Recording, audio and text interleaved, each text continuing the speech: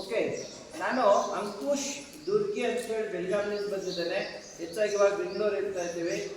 So ನಾನು ಸುಮಾರು ವರ್ಷ ಲೆಕ್ಚರಿಂಗ್ ಮಾಡಿ ಧಾರವಾಡ, ಬೆಳಗಾವಿ, ಬೇರೆ ಬೇರೆ ಕಡೆಗೆ ಇವಾಗ ರೈಟಿಂಗ್ ಆ್ಯಂಡ್ ಪಬ್ಲಿಷಿಂಗ್ ಮಾಡ್ತಾ ಇದ್ದೇನೆ. ಜೊತೆಗೆ ಸ್ಟಡಿ ಇಂಪ್ರೂವ್ಮೆಂಟ್ ಪ್ರೋಗ್ರಾಮ್ಸ್ ನಡೀತಾ ಇದ್ದಾವೆ ಭಾಳಷ್ಟು ಸ್ಕೂಲ್ ಕಾಲೇಜ್ಗಳಲ್ಲಿ, ಬೇರೆ ಬೇರೆ ಕಡೆಗೆ.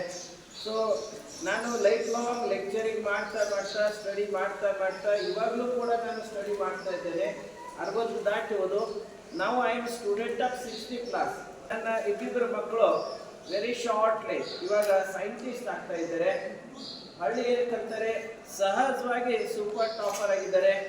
ಇದಕ್ಕೆ ಭಾಳಷ್ಟು ನನ್ನ ಸ್ಟೂಡೆಂಟ್ಸ್ ಕೂಡ ಇದ್ದಾರೆ. ಇದಕ್ಕೆಲ್ಲ ಕಾರಣ ಇದೆ, ಒಂದು ಸೂಪರ್ ನಮ್ಮ ಭಾರತೀಯ ಗಣಿತ ಪದ್ಧತಿ, that is Vedic maths. Vedic maths is nothing but our Indian traditional mathematics. I can say it's a mother of universal knowledge. Extraordinary method ಇದೆ. ಯಾರಾದರೂ ಇದನ್ನು ಫಾಲೋ ಅಪ್ ಮಾಡಿದರೆ ಬ್ರೈನ್ ವೇವ್ ಸೂಪರ್ ಆಕ್ಟಿವ್ ಆಗ್ತದೆ, automatic all subject super ಆಗ್ತವೆ. ಭಾಳ easy ಒಂದು method ಇದೆ, ಎಲ್ಲವೂ ಸೂಪರ್ ಆಗುತ್ತೆ. ಬರೀ ಮ್ಯಾಥ್ಸ್ ಅಷ್ಟೇ ಅಲ್ಲ, ಆಲ್ ಸಬ್ಜೆಕ್ಟ್ ಆಟೋಮೆಟಿಕ್ಲಿ ಸೂಪರ್ ಆಗ್ತವೆ. ನನ್ನದೇ ಒಂದು ಸ್ಲೋಗನ್ ಇದೆ, ನನ್ನ ಸ್ವಂತದ ಒಂದು ಸ್ಲೋಗನ್ ಇದೆ. ಸ್ವಲ್ಪ ಸರಿಯಾಗಿ ಅದನ್ನು ಕೇಳ್ಕೊಳ್ಳಿ. Nobody is a dull and no subject is a tough, but we have to follow some special techniques, tricks, methods and ideas. ಯಾರು ಡಲ್ ಇರುವುದಿಲ್ಲ, ಯಾವ ಸಬ್ಜೆಕ್ಟ್ನೂ ಟಫ್ ಇರುವುದಿಲ್ಲ. ಆದರೆ ಟೆಕ್ನಿಕ್ಸಾ, ಟ್ರಿಕ್ಸಾ, ಮೆಥಡ್ಸಾ, ಐಡಿಯಾಸ್ ಫಾಲೋ ಮಾಡಿದರೆ ಯಾರೆಲ್ಲ ಸೂಪರ್ ಆಗ್ತಾರೆ. ಸೊ ಸ್ವಂತಕ್ಕೆ ಡಲ್ ತಿಳ್ಕೊಬಾರ್ದು ಅಷ್ಟೇ, ಜೊತೆಗೆ ನಂಬರ್ ಆಫ್ ಅವರ್ಸ್ ಸ್ಟಡಿ ಮಾಡಬೇಕು. Every day 6th and 7th students average 6, 7, 8 students average 8 hours ದಿನಾಲೂ ಸ್ಟಡಿ ಮಾಡಬೇಕು. 9th, 10th and college students 8 to 10 hours study ಮಾಡಬೇಕು. ಇಷ್ಟ ದಿನನಿತ್ಯ ಮಾಡಿದರೆ ಯಾರೆಲ್ಲ ಸೂಪರ್ ರೈಕರ್ ಆಗ್ತೀರಾ. ಜೊತೆಗೆ ಟೆಕ್ನಿಕ್ಸ್ ಯೂಸ್ ಮಾಡಬೇಕು. ಆಮೇಲೆ ಸಮರ್ ವೆಕೇಶನ್ ನೋಡಿ, ಸಮರ್ ವೆಕೇಶನ್ ಇವಾಗ ಬರ್ತಾ ಇದೆ. ಇದು ಒಂದು ಗೋಲ್ಡನ್, ಒಂದು ಎಕ್ಸ್ಟ್ರಾಆರ್ಡಿನರಿ ಆಪರ್ಚುನಿಟಿ ಇದೆ ನಿಮಗೆ. ಸ್ಟೂಡೆಂಟ್ಸ್ ಏನು ಮಾಡ್ತಾರೆ, ಸಾಮಾನ್ಯವಾಗಿ ಸಮರ್ ವೆಕೇಶನ್ ಸ್ಕೂಲ್ ಕಾಲೇಜಿಗೆ ಹಾಲಿಡೇ ಇದ್ದರೆ ಸ್ಟಡಿ ಮಾಡೋದಿಲ್ಲ. ನಿಯರ್ಲಿ 100% ಸ್ಟೂಡೆಂಟ್ಸ್ ಸಮರ್ ವೆಕೇಶನ್ ಮತ್ತು ಖಾಲಿ ದಿನಗಳೆಲ್ಲ ವೇಸ್ಟ್ ಮಾಡ್ತಾರೆ. ಅದರಿಂದ ನಮ್ಮ ಸ್ಟಡಿಗೆ ಹೊಡೆತ ಕೊಡುತ್ತೆ. ಇವಾಗ ನನ್ನ ಮಕ್ಕಳು ಸೂಪರ್ ಟಾಪರ್ ಆಗಿದ್ದಾರೆ, ಸ್ಟೂಡೆಂಟ್ಸ್ ಇದ್ದಾರೆ, ಅಥವಾ ನಿಮ್ಮಲ್ಲಿ ಯಾರೋ ಭಾಳಷ್ಟು ಜನ ಇರ್ತಾರೆ. ಅದಕ್ಕೆಲ್ಲ ಕಾರಣ ಇದೆ, ವೇಸ್ಟ್ ಡೇ ನಾವು ಏನು ತಿಳ್ಕೊತೀವಲ್ಲ ಅದನ್ನು ಬೆಸ್ಟ್ ಡೇ ಆಗಿ ಕನ್ವರ್ಟ್ ಮಾಡ್ತಾರೆ. ಫಾರ್ ಎಕ್ಸಾಂಪಲ್, ವರ್ಷದಲ್ಲಿ ಇಂಥ ಬೆಸ್ಟ್ ಡೇಸ್ ನಾವು ಎಷ್ಟು ಬಿಡ್ತೀವಿ ನೋಡಿ. ಸಿಂಪಲ್ ಕ್ಯಾಲ್ಕುಲೇಷನ್ ಇದೆ. ಎಸ್, ಎರಡು ತಿಂಗಳ ಸಮರ್ ವೆಕೇಶನ್, ನಾವು ಸಮರ್ ವೆಕೇಶನ್ ಇದೆ ಅಂತ ಬಿಟ್ಬಿಡ್ತೀವಿ. ಕೆಲವು ಮಕ್ಕಳು ಸ್ಟಡಿ ಮಾಡ್ತಾರೆ. ಇನ್ನು 1 ತಿಂಗಳ ದಸರಾ, ದೀಪಾವಳಿ 1 ತಿಂಗಳು ಇರುವುದಿಲ್ಲ, ಬಟ್ ಹೆಚ್ಚು ಕಡಿಮೆ ಹೇಳ್ಕೊಳ್ಳಿ. 1 ತಿಂಗಳ ದಸರಾ, ದೀಪಾವಳಿ ವೆಕೇಶನ್ ಅಂದರೆ ಹಿಂಗೆ 2 ತಿಂಗಳು, ಅದೊಂದು ತಿಂಗಳು, 3 ತಿಂಗಳು. ಅಲ್ಲಿಂದ next government holidays and other holidays. ಬೇರೆ ಬೇರೆ ಕಡೆ ಹೋಗಿ ಬೇರೆ ಬೇರೆ ಅಂಗಡಿ, ಎಸ್, ಬೇರೆ ಬೇರೆ ಎಲ್ಲ holidays.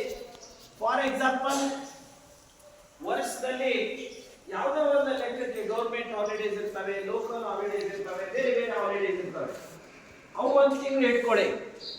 2 months and 1 month, 3 months plus these 30 days about, ಅಂದರೆ 1 month, ಅಂದರೆ 4 months ನಾವು ಹಾಲಿಡೇ ಅಂತ ಬಿಡ್ತೀವಿ.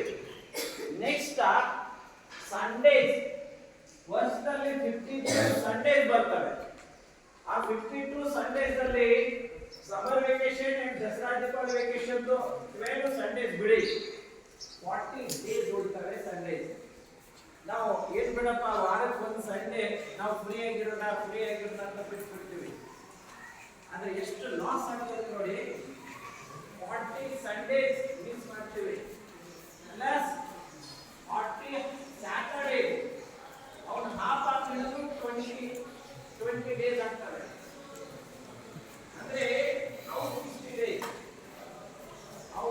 months, you 2 months. 6 months, 6 ತಿಂಗಳ ನಾವು ಹಾಲಿಡೇ ಎಲ್ಲ ಏಕಪ್ಪ ಸ್ಟಡಿ ಮಾಡೋದು ಇಲ್ಲ ಆದರೆ ಆಕ್ಚುಲಿ ಬ್ರೇಕ್ಗೆ ರೇಸ್ಟ್ ಅನ್ನೋದಿವಲ್ಲ ಅದು ರೇಸ್ಟ್ ಅಲ್ಲೇ ಅಲ್ಲ.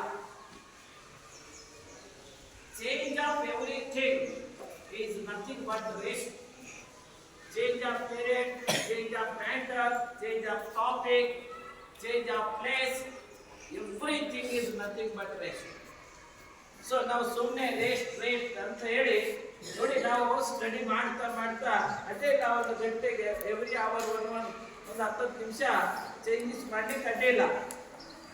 ಆದರೆ ನಾವು ಸ್ಟಡಿ ಮಾಡೋದು ಬಿಟ್ಟು ಖಾಲಿ ಇದ್ದಾಗ ನಮ್ಮ ಬ್ರೈನ್ ಏನು ಸೈಲೆಂಟ್ ಇರುವುದಿಲ್ಲ. 24 hours ಅದು ವರ್ಕಿಂಗ್ದಲ್ಲಿ ಇರುತ್ತೆ.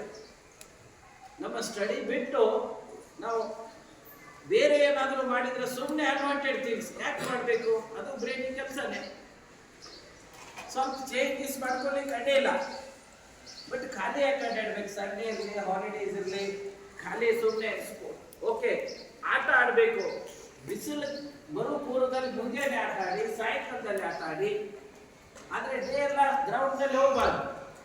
ಸಮರ್ ವೆಕೇಶನ್ ಬೇಸಿಗೆ ರಜೆ ಕೊಡದೆ ಮಕ್ಕಳು ಬಿಸಿಲಲ್ಲಿ ಮನೆಯೊಳಗೆ ಇರಲಿ ಅಂತ ಹೇಳಿ ಸ್ಕೂಲಿಗೆ ಹೋಗೋದು ಬರೋದು ಆರೋಗ್ಯದಾಯಕ ಅಲ್ಲ ಅಂತ ಅದಕ್ಕೆ ರಜೆ ಕೊಡೋದು, ಹಾಲಿಡೇ ಕೊಡೋದು. ಸೊ ಅದನ್ನೇ ನಾವು ಬಿಟ್ಟು ಭಾಳ ಸ್ಟೂಡೆಂಟ್ಸ್ ಸುಮ್ಮನೆ ಬಿಸಿಲಲ್ಲಿ ಡೇ ಎಲ್ಲ ಗ್ರೌಂಡ್ದಲ್ಲಿ ಹೋಗ್ತಾರೆ. ಏನು ಯೂಸ್ ಇದೆ? ಏನು ಯೂಸ್ ಇಲ್ಲ. ಆಟ ಆಡಿ ಅದರ ಪರ್ಟಿಕ್ಯುಲರ್ ಅವರ್ಸ್ ಸಾಯಂಕಾಲದಲ್ಲಿ ಬಿಸಿಲು ಇದ್ದಾಗ ಮತ್ತೆ ಮಾರ್ನಿಂಗ್ದಲ್ಲಿ ಬಿಸಿಲು ಬರೋ ಪೂರ್ವದಲ್ಲಿ ಆಟ ಆಡಿ ಅಬೌಟ್ 1 hour ಹೆಚ್ಚು ಕಡಿಮೆ. ಆದರೆ ಡೇ ಎಲ್ಲ ಯಾಕೆ ವೇಸ್ಟ್ ಮಾಡಬೇಕು? ಸೊ ನನ್ನ ಮಕ್ಕಳು ಇವತ್ತು ಸೂಪರ್ ಟಾಪರ್ ಆಗಲಿಕ್ಕೆ ಕಾರಣ ಈ ಎಲ್ಲ ಡೇಸ್ ಯೂಸ್ ಮಾಡಿದ್ದೀವಿ. 6 months ಡೇಸ್ ಅವ್ರ ಜೀವನದಲ್ಲಿ ಬಂದಿರೋ ಅಷ್ಟು ಸಂಡೇಸ್, ಅಷ್ಟು ಹಾಲಿಡೇಸ್, ಅಷ್ಟು ಎಲ್ಲ summer vacation, other vacations about 15 hours study ಮಾಡಿ. ಎವ್ರಿ ಅವರ್ ಒಂದು 10-15 ನಿಮಿಷ ರೇಸ್ಟ್ ಮಾಡ್ತಾ ಆಗ ಇಷ್ಟು ಮಾಡಿದರೆ ಯಾರೆಲ್ಲ ಸೂಪರ್ ರೇಕರ್ ಆಗ್ತಾರೆ. ನೀವು ಜಸ್ಟ್ 20 to 23 ಏಜ್ನಲ್ಲಿ IAS ಆಗಬೇಕಾ? ಆಗ್ಬೋದು. Single degree, just single degree ಮೇಲೆ ಸೀದಾ IAS, IPS, KS ಅಥವಾ PSIಗಳು ಯಾವೆಲ್ಲ ಕಾಂಪಿಟೇಟಿವ್ ಎಕ್ಸಾಮ್ ಕವರ್ ಮಾಡ್ಬೋದು. ಸುಮ್ಮನೆ ಅದು ಇದು ಸಮಸ್ಯೆ ಅಥವಾ ಯಾವುದಾದ್ರೂ ಅನ್ವಾಂಟೆಡ್ ಥಿಂಗ್ಸ್ ನೆಪ ಹೇಳೋ ಅವಶ್ಯಕತೆ ಇಲ್ಲ. ಟೆಕ್ನಿಕಲಿ ಸ್ಟಡಿ ಮಾಡಿ, ಡೇಸ್ ಯೂಸ್ ಮಾಡಿ, ಸೂಪರ್ ಆಗಿ ಸ್ಟಡಿ ಮಾಡಿ, ಜಗತ್ತು ನಿಮಗೆ ನಮನ್ ಮಾಡುತ್ತೆ. Definitely you will get respect from all the ways, from all directions. So better to do that.